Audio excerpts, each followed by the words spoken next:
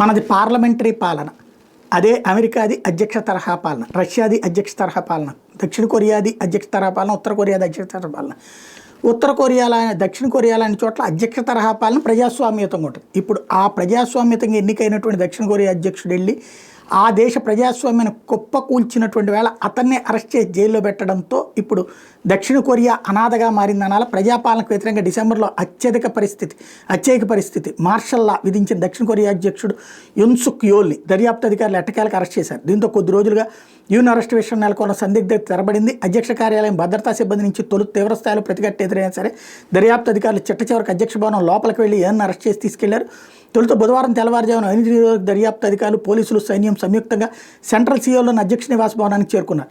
వీరు రాకను ముందుగానే పసిగట్టిన అధ్యక్షుడు భద్రతా బలగాలు ముందు వైపు బస్సుల్ని చుట్టూతా బ్యారికేడ్లని, ముళ్ల కంచెలను ఏర్పాటు చేశాయి. తొలుత బస్సులు దర్యాప్తు అధికారులు నిచ్చెనల సాయంతో ఎక్కి వాటిని దాచేశారు. తర్వాత గోడలను ఇలాగే నిచ్చెనల సాయంతో ఎక్కి దిగారు. అడ్డుగా ఉంచిన పెద్ద బ్యారికేడ్లను ఇలాగే దాటేశారు. తర్వాత ముళ్ళ కంచెలను కత్తిరించి ముందుకు సాగారు. ఇలా దాదాపు 1000 మందితో కూడిన బృందం ముందుకు దూసుకొచ్చిన భద్రతా బలగాలు అడ్డుపడి బృందాన్ని ముందుకెళ్లకుండా నిలవరించాయి. దీంతో అధ్యక్ష భవన దర్యాప్తు బలగాలకు మధ్య కొద్దిసేపు ఘర్షణ జరిగింది. ఎట్టకేలకు దర్యాప్తు బృందం ఎలాగోలో నివాసంలో లోపలికి వెళ్లి అధ్యక్షుడిని అరెస్ట్ చేసింది. ముందు జాగ్రత్తగా ఇంకో దర్యాప్తు బృందం అధ్యక్ష భవనం వెనక వైపు ఉన్న ఎత్తైన ప్రదేశాన్ని ట్రెక్కింగ్ తరహాలో ఎక్కి వచ్చింది. మార్షల్ లా కారణంగా దేశంలో అస్థిరతకు కారణమయ్యారంటూ యూఎన్ విపక్షాలు పార్లమెంట్లో అభిశంసన తీర్మానం ప్రవేశపెట్టి నెగ్గించుకోవడం తెలిసిందే. అభిశంసన నేపథ్యంలో ఆయన తన అధికారాలను కోల్పోవాల్సి వచ్చింది. తర్వాత ఎన్నికైన తాత్కాలిక అధ్యక్షుడిని విపక్షాలు అభిశంసించాయి. మార్షల్ లా విధించడానికి గల కారణాల మీద సంజాయిషి ఇచ్చుకునేందుకు దర్యాప్తు అధికారులు యూన్కి అవకాశం ఇవ్వడం, ఆయన స్పందించకపోవడంతో అరెస్టు కోర్టు నుంచి గతంలోనే అనుమతి తెచ్చుకున్నారు. ఇటీవల అరెస్టుకు ప్రయత్నించి విఫలమైన దర్యాప్తు అధికారులు బుధవారం మరోసారి ప్రయత్నించి సఫలమయ్యారు. చట్టబద్ధ పాలన దేశంలో కుప్పకూలిందని అరెస్టుకు ముందు రికార్డు చేసిన ఒక వీడియో సందేశంలో అధ్యక్షుడు యూన్ వ్యాఖ్యానించారు.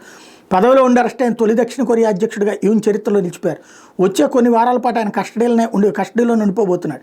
దేశంలో తిరుగుబాటు తెచ్చేందుకు ప్రయత్నించారన్న అభియోగాల మీద ఆయన అరెస్ట్ చేయదలిస్తే 48 గంటలలోపు ఆ మేరకు కోర్టు నుంచి అనుమతి తెచ్చుకోవాలి, లేదంటే ఆయనకు మళ్ళీ విడుదల చేయాల్సి ఉంటుంది. ఒకవేళ సాధారణ అరెస్టుగా ఆయన అదుపులో తీసుకుని ఉంటే నేరాభియోగాలు మోపేలోపు మరో 20 రోజుల పాటు ఆయన తమ కస్టడీలోనే ఉంచుకోవచ్చు. ఆయన అరెస్టును ఆయన తరపు లాయర్లు తప్పుబట్టారు. దేశద్రోహం సెక్షన్ల కింద నమోదైన కేసులను అవినీతి అధికారులు దర్యాప్తు చేయలేదని, అరెస్ట్ అన్యాయమని వాదించారు.